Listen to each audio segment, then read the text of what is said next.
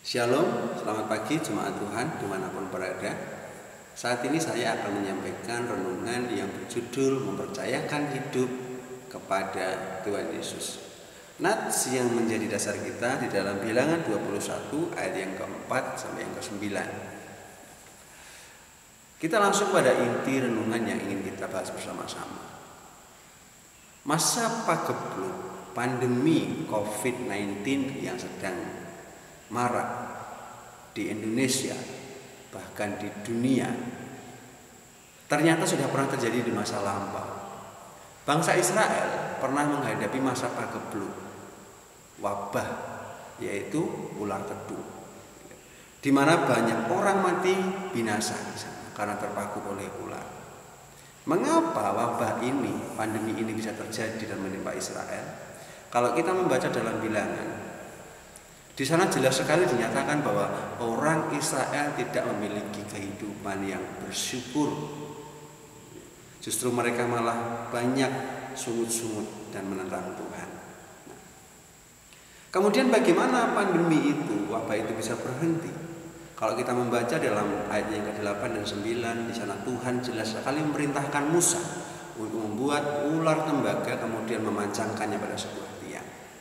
Barang siapa dipakut ular itu, kemudian memandang kepada ular tembaga itu, maka ia akan tetap hidup sekalipun ia berhadapan dengan maut. Nah, kalau kita tarik dalam perjanjian baru, dalam Yohanes 3 ayat 14 di sana menyatakan, seperti Musa meninggikan ular tembaga, demikian juga anak manusia akan ditinggikan. Kita melihat bahwa Yesus mati di kayu salib. Kemudian barang siapa percaya kepadanya tidak akan binasa, melainkan beroleh kehidupan yang kekal.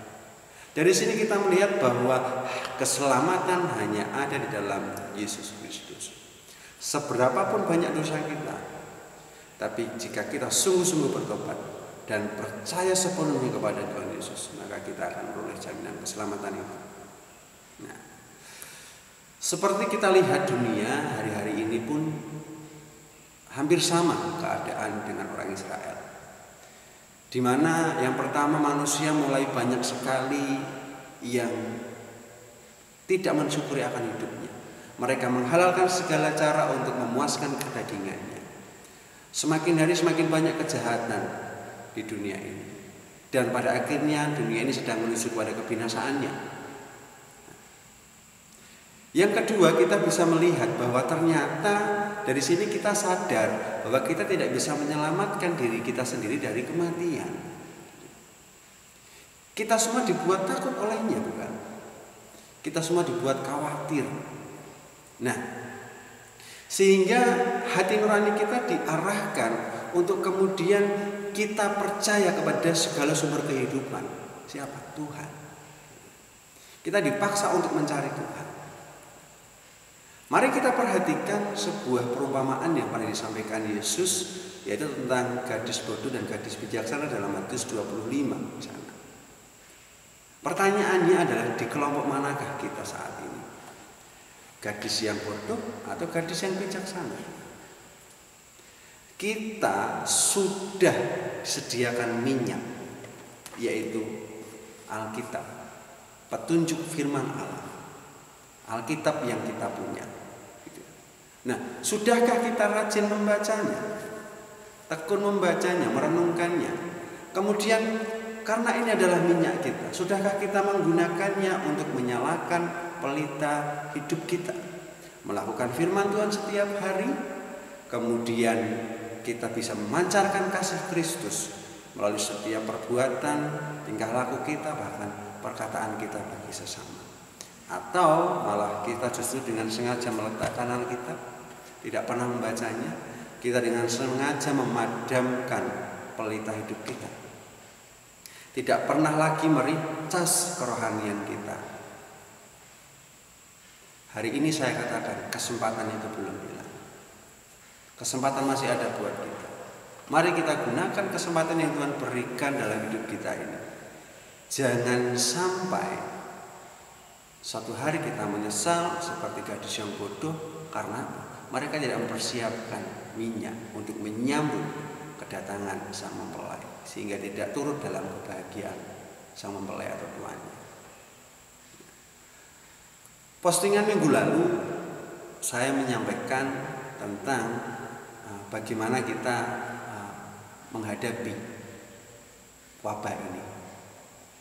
Corona datang, kita mempersiapkan ini itu, hand sanitizer, kemudian sabun cuci tangan, kita social distancing, kita tetap di rumah dan lain sebagainya. Itu semua hanya menghindarkan kita dari kematian daging. Tapi ingat, kita akan menghadapi satu peristiwa, yaitu tentang kedatangan Tuhan. Dan Tuhan bukan hanya bisa mematikan daging kita, tapi juga kehidupan rohani dan kekal kita. Nah, apa yang sudah kita persiapkan untuk menyambut kedatangan Tuhan itu? Apa yang sudah kita persiapkan? Satu kesedihan bagi saya, ketika melihat situasi ini, pas dalam kondisi genting seperti ini, kita semua berteriak, Yesus, Yesus tolong, Tuhan tolong.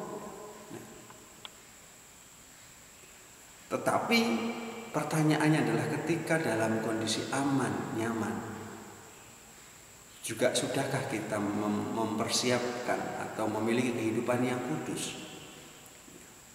Nah, ingat, Alkitab mengatakan, bukan orang yang berseru kepadaku Tuhan, Tuhan yang akan diselamatkan, melainkan mereka yang melakukan kehendakku, kata Tuhan. Jadi bukan orang yang berseru-seru, tapi orang yang melakukan kehendak Tuhan, mereka yang akan diselamatkan. Nah, jadi dari sini kita bisa belajar. Mungkin ada orang yang kemudian meremehkan gitu ya. Atau mungkin ada orang yang protes, Mas, kita tidak bisa hidup kudus. Saya katakan hari ini, itu semua bohong, itu semua bullshit, itu namanya penipuan. Nah, mengapa demikian? Itu semua adalah memang niat orang itu memang tidak mau hidup kudus. Nah, kalau saya bertanya kepada jemaat Tuhan hari ini, lebih percaya pada firman Tuhan atau lebih percaya kepada perkataan orang? Saya katakan bahwa kita bisa hidup kudus, kita pun bisa hidup sempurna. Apa dasarnya? Firman Tuhan.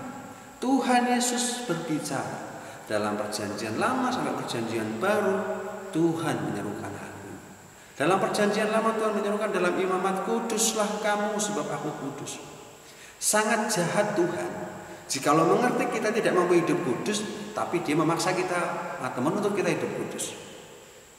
Tapi karena Tuhan tahu kita bisa hidup kudus, makanya Tuhan perintahkan, kuduslah kamu. Sebab Tuhan tahu kita bisa. Demikian juga dalam perjanjian lama.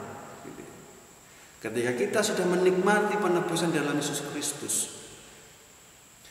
Tuhan Yesus pernah bilang, hendaklah kamu sempurna, sama seperti Bapakku adalah sempurna. Jadi kita bisa hidup kudus, kita bisa hidup sempurna. Itu semua berbalik kepada pilihan kita.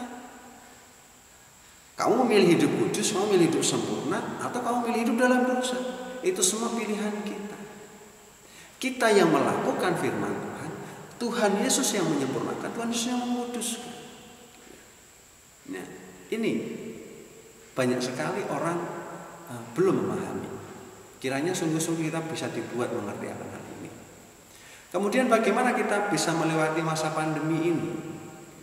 Nah, saya katakan kita tidak perlu panik, juga tidak perlu takut berlebihan. Namun tidak berarti juga kemudian kita terus merasa kuat, kemudian kita bertindak seenaknya. Itu juga tidak benar. Saya membenarkan ketika ada orang bilang bahwa hidup mati kita kan di tangan Tuhan. Iya, saya katakan. Jika waktunya kita gitu ya, mati, tidak perlu nunggu corona datang, kita juga akan mati. Nah, demikian juga corona datang, kalau belum waktunya kita mati, kita juga tidak akan mati, malah justru kita akan sembuh.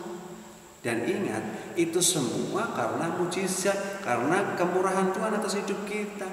Jangan kemudian merasa sombong, tuh aku kena corona kemudian imunku kuat. Tidak, itu semua karena kemurahan Tuhan dalam hidup kita. Jangan ada orang yang memegahkan diri. Nah, intinya apa?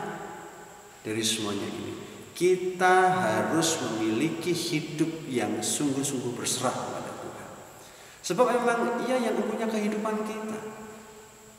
Mari kita mempercayakan hidup kita sepenuhnya, menyerahkan hidup kita sepenuhnya kepada Tuhan. Ingat, tidak tanggung-tanggung, juga tidak setengah-setengah, tapi seluruh hidup kita. Jangan sampai juga kita salah menyerahkan hidup kita kepada kedagingan, kepada kedosaan dan kecemaran dan lain sebagainya. Namun ini juga tidak berarti kemudian mentang-mentang hidup kita di tangan Tuhan, kita malah mencobai Tuhan. Kita hidup asal-asalan dan bahkan tidak mengindahkan himbauan pemerintah, kemudian punya semboyan tidak takut corona. Ya salah, Pak. Ibrani dan Roma sama-sama menyatakan bahwa kita harus tunduk pada pemerintah yang ada, sebab mereka adalah wakil Tuhan, mereka adalah orang-orang pilihan Tuhan yang untuk memimpin kita. Kita semua diberi hikmat Tuhan. Waspada itu harus dan perlu. Menjaga kebersihan, kemudian kesehatan, kemudian memperhatikan apa yang kita makan, social distancing, kemudian hindari aktivitas yang berlebihan yang jika memang tidak sungguh-sungguh diperlukan.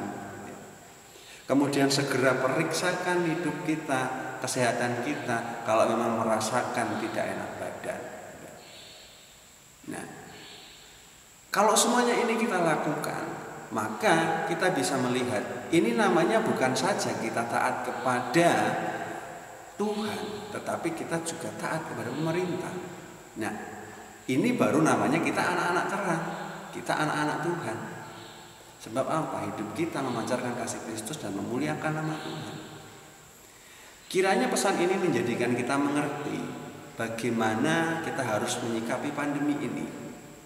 Mari bersama-sama kita terus doakan negeri dan bumi ini supaya Tuhan pulihkan dan ampuni. Selamat hari Minggu. Jangan lupa beribadah dan terus tetap pelihara iman. Kiranya Tuhan Yesus memberkati dan melindungi kita dimanapun kita berada. Shalom.